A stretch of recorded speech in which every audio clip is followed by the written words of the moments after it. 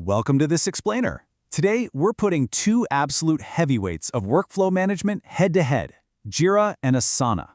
When it comes time to pick the primary tool for your organization, the choice between these two platforms is rarely simple, and honestly, the stakes are pretty high. So we're diving right into the DNA of these systems to help you figure out exactly which one belongs in your tech stack. Now, you might be looking at this question and thinking, wait, don't they do the exact same thing?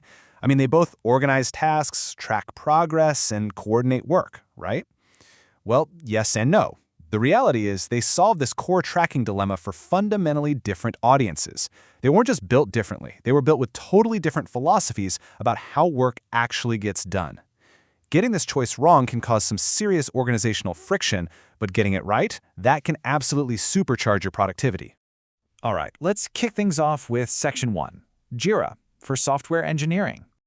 Developed by Atlassian, Jira is definitely not your run-of-the-mill to-do list. It's a powerhouse engine purpose-built for the incredibly complex reality of shipping code. It literally speaks the native language of software engineers. You aren't just assigning tasks here, you're tracking software bugs, managing highly structured development sprints, and using things like story points and epics to measure capacity. If you've got a dedicated engineering team, these aren't just nice-to-haves, they are absolute necessities for practicing true Agile development. So the real takeaway here is that Jira's value goes way beyond just tracking a checklist. It integrates super tightly with the specialized tools your developers are already using.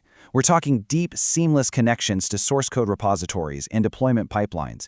Basically, when an engineer commits code, Jira knows about it instantly. It acts as the central nervous system for a purely software-focused organization, giving you a level of targeted value that a generic tool just can't touch. Moving right along to Section 2, Asana, the general-purpose tool.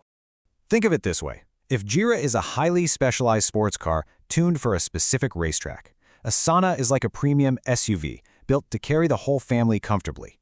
Instead of strictly focusing on software engineering, Asana offers a unified, general-purpose experience designed to work beautifully across all sorts of teams. Think about a modern company for a second. You don't just have engineers, right? You've got marketing designing campaigns, operations handling logistics, HR onboarding people. Asana is built so a marketing specialist and a design lead can just jump right in and map out their workflows without having to decode a bunch of software development jargon. And that brings us to Asana's core superpower, its incredibly intuitive and visually approachable interface. You don't need a technical background or even need to know what a sprint or an epic is to use it effectively from day one. It focuses on clean, big-picture project visibility. This makes it a total breeze for cross-functional teams who just want to collaborate smoothly without the software getting in the way of the actual work. Which brings us to Section 3, Learning Curves and Ecosystems. So, how do these two actually stack up head-to-head when you're trying to get your team up and running? Well, on day one, the contrast is pretty stark. Because Jira exposes so many configuration options and specific developer concepts, it naturally has a much steeper learning curve. You're definitely going to need some upfront configuration and targeted training to mold it to your specific Agile practice. Asana, on the flip side, has amazingly fast onboarding. Honestly, new team members, especially those who've never used a project management tool before, can usually just log in and start contributing right away because the design is just so intuitive. We also have to look at the ecosystems they live in.